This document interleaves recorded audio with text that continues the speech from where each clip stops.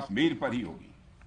साथियों, ऑपरेशन सिंदूर की कामयाबी ने पाकिस्तान में छिपे आतंकी संगठनों और उनके आकाओं को भी यह साफ बता दिया है कि वे कहीं भी अपने आप को महफूज और सुरक्षित न समझें। अब वे हमारे बहादुर भारतीय सेनाओं के निशाने पर हैं। दुनिया जानती है हमारी सेनाओं का निशाना अचूक है और वो जब वो निशाना लगाते हैं तो गिनती करने का काम वह दुश्मनों पर छोड़ देते हैं। साथियों, आज आतंकवाद के खिलाफ भारत की प्रतिज्ञा कितनी कठोर है इसका पता इसी बात से चलता है कि हमने उनके न्यूक्लियर ब्लैकमेल की भी परवाह नहीं की है। पूरी दुनिया ने देखा है कि कैसे गैर जिम्मेदाराना तरीके से पाकिस्तान द्वारा भारत को अनेक बार एटमी धमकियां दी गई हैं। आज श्रीनगर की धरती से मैं पूरी दुनिया के सामने यह सवाल उठाना चाहता हूं कि क्या ऐसे गैर जिम्मेदार और रोग नेशन के हाथों में परमाणु हथियार सुरक्षित हैं? मैं दुनिया के सामने यह सवाल खड़ा करना चाहता हूं। मैं मानता हूं कि पाकिस्तान के एटमी हथियारों को IAEA international atomic energy agency की निगरानी में लिया जाना चाहिए। मैं ये कहना चाहूंगा और साफ तौर पर कहना चाहूंगा। साथियों, हमारी सेनाओं हमारी सीमाओं पर अपनी मातृभूमि की रक्षा के लिए जिस तरह से आप सभी बिना रुके बिना थके दिन रात लगे रहते हैं वह अपने आप में अद्भुत है और अद्वितीय भी है। आपकी यही बातें हम सब भारतीयों के लिए मार्गदर्शक का कार्य करती हैं। यही कारण है कि मैं हमेशा आपसे मिलने के लिए उत्साहित रहता हूं ताकि आपके अंदर की ऊर्जा से हम सब भी कुछ प्रेरणा ले सकें। साथियों, आतंकियों ने पहलगाम में धर्म पूछकर हमारे निर्दोष लोगों को मारा। उसके बाद आपने जो जवाब दिया उसे पूरी दुनिया ने देखा है। उन्होंने यह नहीं सोचा कि आम नागरिकों ने उनका क्या बिगाड़ा है, उन्होंने ऐसा क्या किया है कि उन्हें मार दिया जाए। पर मैं यह कहना चाहूंगा, आतंकियों ने भारतीयों को धर्म पूछकर देखकर मारा, धर्म पूछकर मारा, तो हमने आतंकियों को उनका कर्म देखकर मारा है। उन्होंने धर्म देखकर बेगुनाहों की जान ली। यह पाकिस्तान का कर्म था। हमने कर्म देखकर उनका खात्मा किया। यह हमारा भारतीय धर्म है। एक रक्षा मंत्री के रूप में मुझे आप सबको बेहद नजदीक से वर्षों से जानने का और समझने का अवसर मिला है। मैं आपके साहस और पराक्रम को तो जानता ही हूं, साथ ही साथ पहलगाम जैसी घटना के प्रति आपके गुस्से को भी मैं अच्छी तरह जानता हूं। साथियों, मुझे पता है कि पहलगाम के बाद आपके अंदर गुस्सा था, पूरे देश के अंदर गुस्सा था। मुझे पता है कैसा महसूस होता है जब धमनियों में बह रहा रक्त बेकाबू होने लगे। और मुझे इस बात की खुशी भी है कि आपने अपने गुस्से को सही दिशा देते हुए बड़ी बहादुरी और सूझबूझ के साथ पहलगाम का बदला लिया है। रही बात पाकिस्तान की, तो उसकी बात ही क्या करूं आपसे। वह देश तो मांगते मांगते अपनी जहालत से एक ऐसी हालात में आ गया है कि उसके बारे में यह भी कहा जा सकता है कि पाकिस्तान जहां भी खड़ा होता है वहीं से मांगने वालों की लाइन प्रारंभ हो जाती है। अभी आपने सुना ही होगा कैसे वह फिर एक बार इंटरनेशनल मॉनेटरी फंड IMF के पास कर्ज मांगने गया।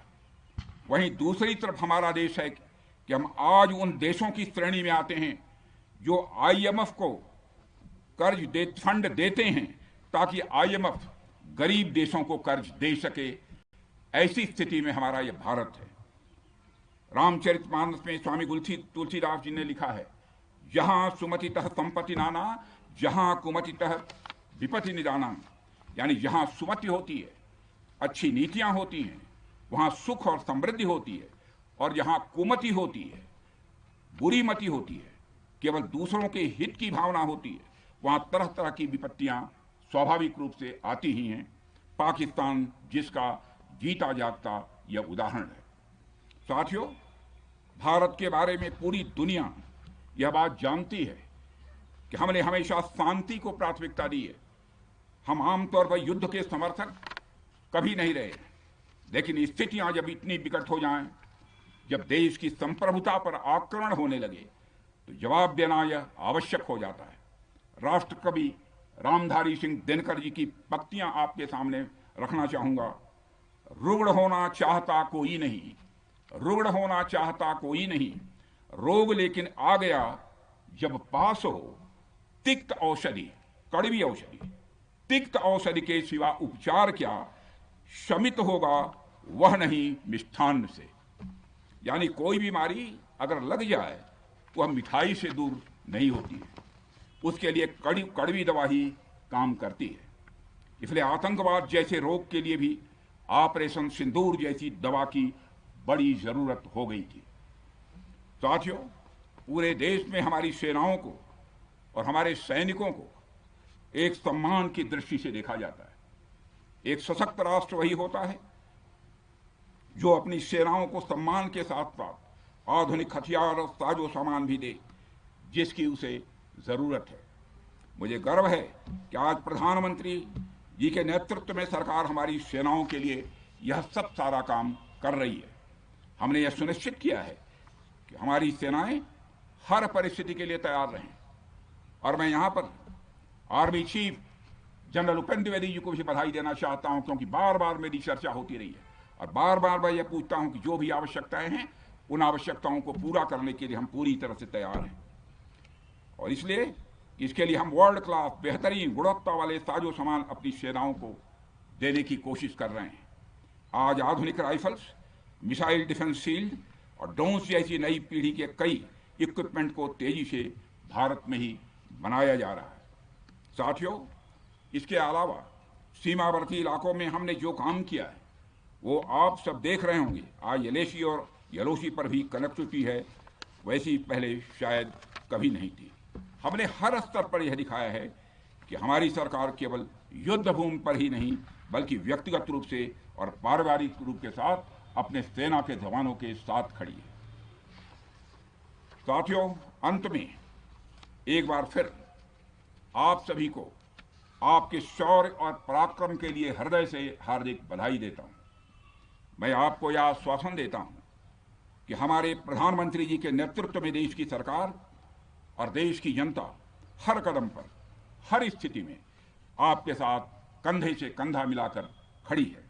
मुझे पूरा विश्वास है कि आपके सहयोग से हम इस पूरे क्षेत्र में आतंकवाद का समूल नाश करेंगे, ताकि कल को कोई भारत की संप्रभुता के खिलाफ आंख उठाने की हिमाकत न कर सके। इसी आशा और विश्वास के साथ आप सबके शौर्य और पराक्रम की सराहना करते हुए और आप सभी को अपनी हार्दिक शुभकामनाएं देते हुए अपना निवेदन समाप्त करता हूं। बोलिए जय हिंद, जय हिंद। यहाँ का घोष वाक्य क्या है? भारत माता की जय है। क्या बात है।